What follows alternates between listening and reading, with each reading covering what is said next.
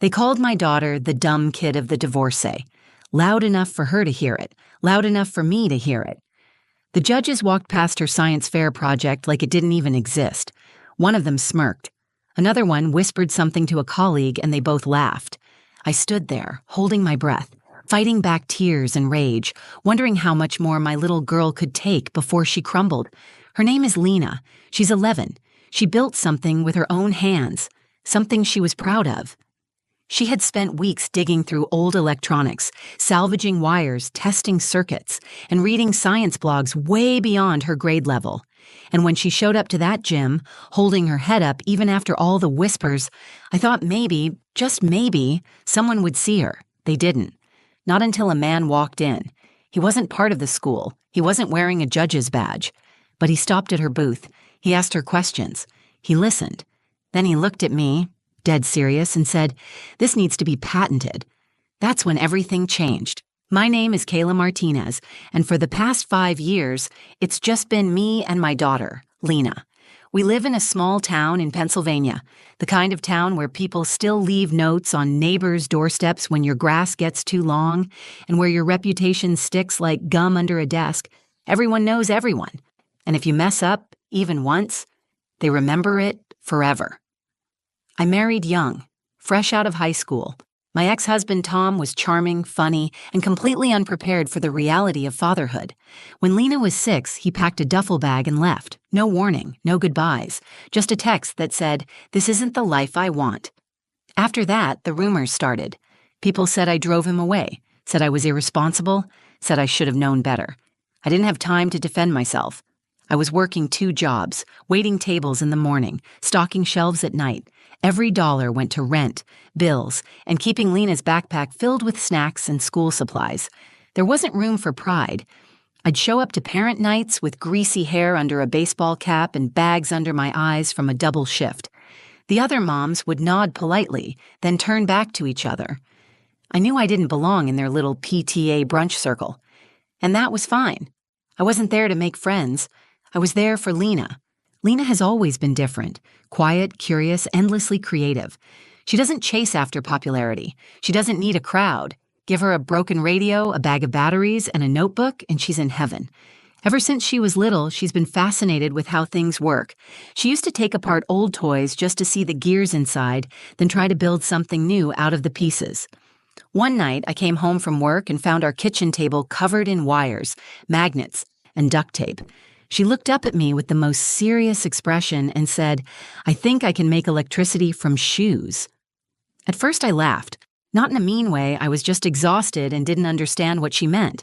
But she kept explaining, using terms like kinetic energy and conductive materials, and I realized she'd been watching science channels and teaching herself things I never learned in school. That's when she told me about the science fair. I could tell she was nervous asking. Her voice got soft like she expected me to say no, and truthfully, I almost did. The entry fee, the materials she needed, the time, it all felt like too much. But the way she looked at me, hopeful and scared all at once, I knew I had to find a way. So I picked up extra shifts, asked my brother for help with rides, and told her to go for it. For the next 3 weeks, Lena lived and breathed that project. She turned an old pair of sneakers into a working prototype that lit up a tiny bulb when you walked in them. Her theory was that if scaled, the tech could help generate power in remote areas just through daily movement, walking to school, working in fields, running errands. Nothing fancy, just small, renewable energy, made from scraps. She worked on it after school, during weekends, and sometimes past midnight. Her room looked like a little lab. Spools of copper wire, old phone chargers, LED strips from broken flashlights. She kept a journal filled with diagrams, numbers, and test results. She even created a display board using cardboard we pulled from behind a grocery store. She painted it by hand. She named her project Power in Your Step. I was so proud, not because I thought she'd win, but because she didn't give up. She believed in it, in herself. But as the fair got closer, I started to hear whispers from other parents. Is she really entering? I heard her mom's barely keeping things together. I mean, let's be honest, no father figure, no structure. What do you expect? I stayed quiet, smiled through my teeth, and kept showing up. Lena didn't seem to notice. Or maybe she did and just didn't want to make me feel worse. Either way, she kept working. The night before the fair, she packed up her project with the care of someone handling glass. She even ironed her big brother's old button-down shirt and wore it like a lab coat.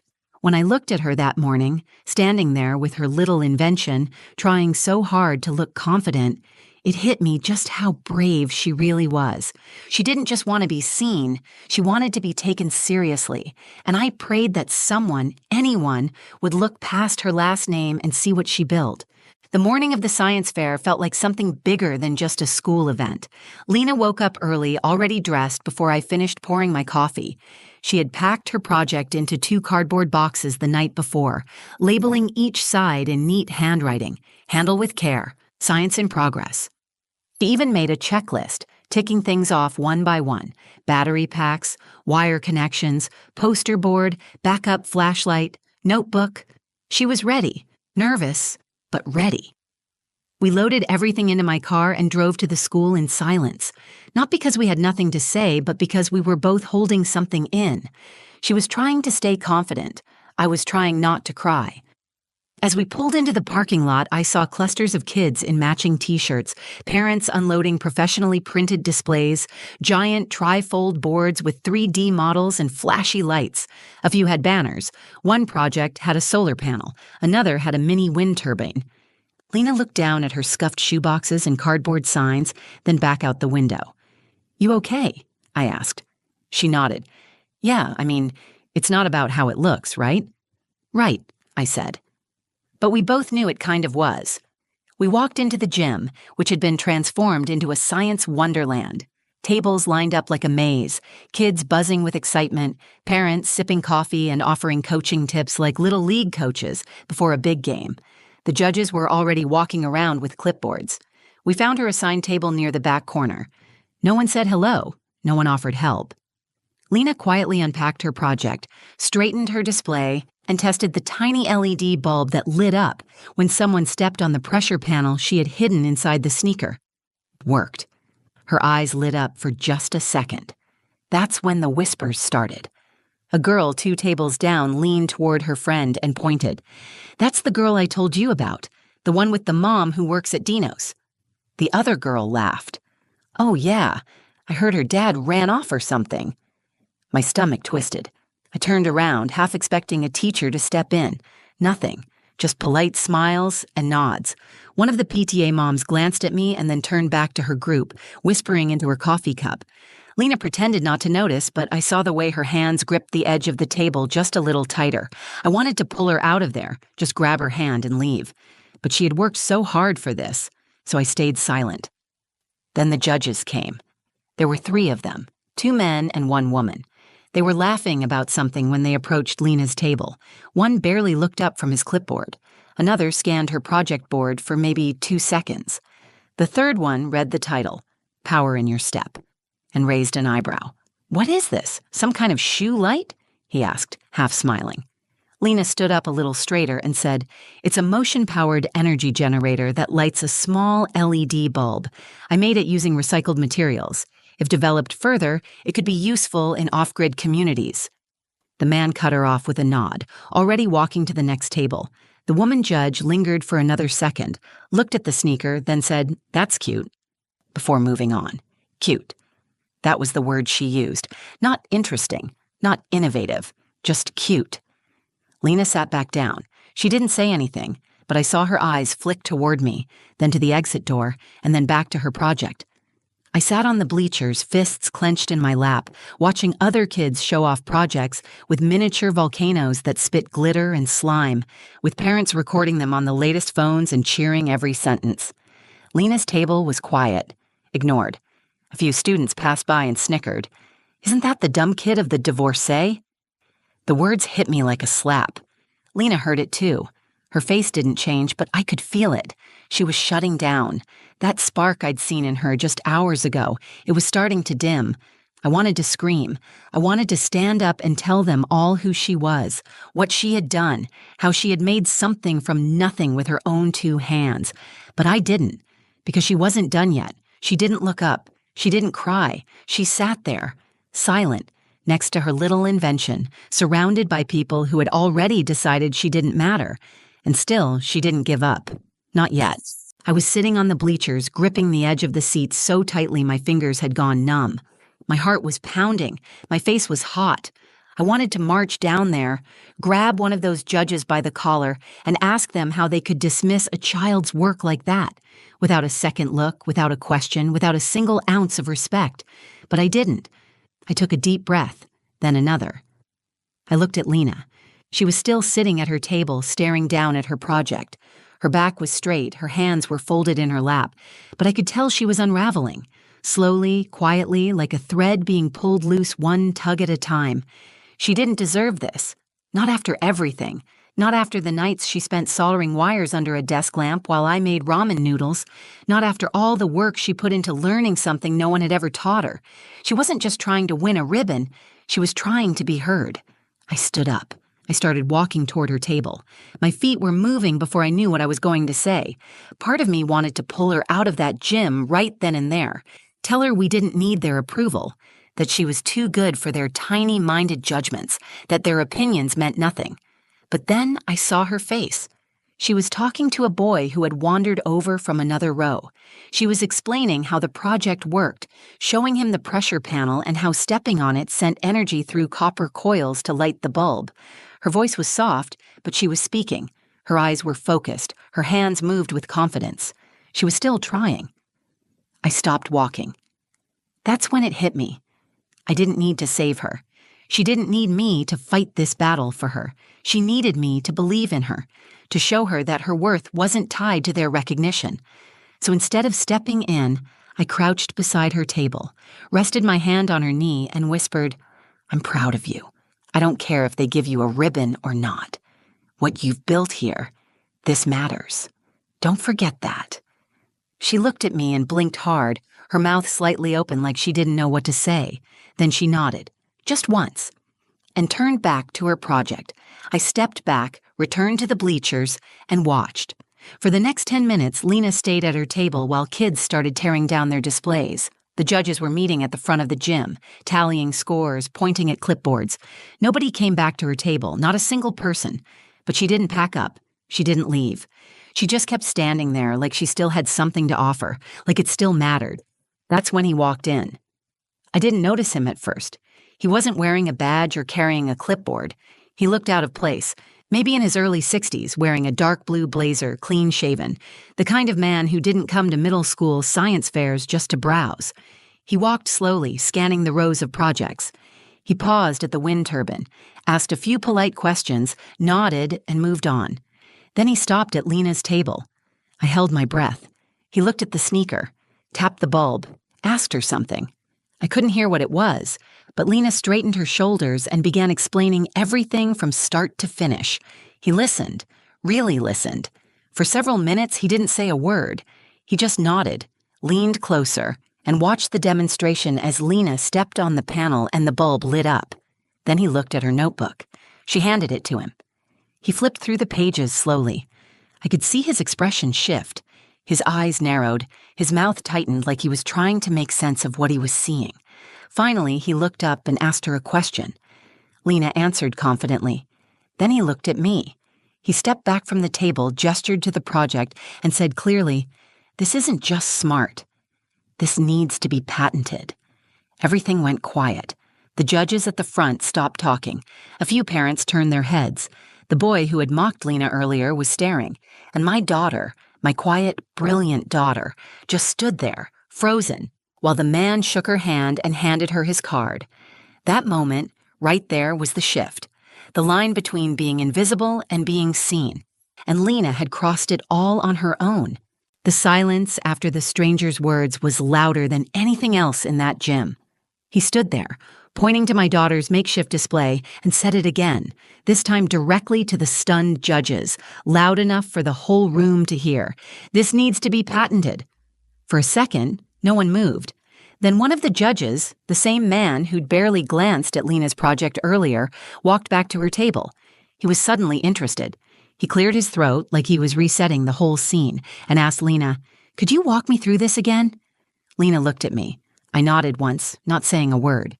She took a deep breath, turned to the judge, and started from the beginning. She explained how she'd used recycled materials to create a kinetic energy conversion device, how each step compressed a small coil inside the shoe's sole to generate power, and how she wired it to light an LED. She explained how it could help kids in areas with limited access to electricity. She even pulled out her notebook and showed her recorded test data, voltage readings, wiring diagrams, and step-by-step improvements she'd made over time. The judge leaned in, eyes wide now. "You did this by yourself?" he asked. Lena nodded. "Mostly. My mom helped me find parts, but I built it." The woman judge, who had called the project cute earlier, came over next. This time, she asked real questions. She examined the shoe, took notes, even smiled once. Then came the questions from the parents. "What do you mean this could power homes? How long does the light stay on? Where did you learn how to build something like this?" It was surreal. People who hadn't said a word to her all day were now hovering around her table, leaning in like she was the center of the universe. I watched it unfold like a dream, like everything had been flipped upside down in the space of 5 minutes.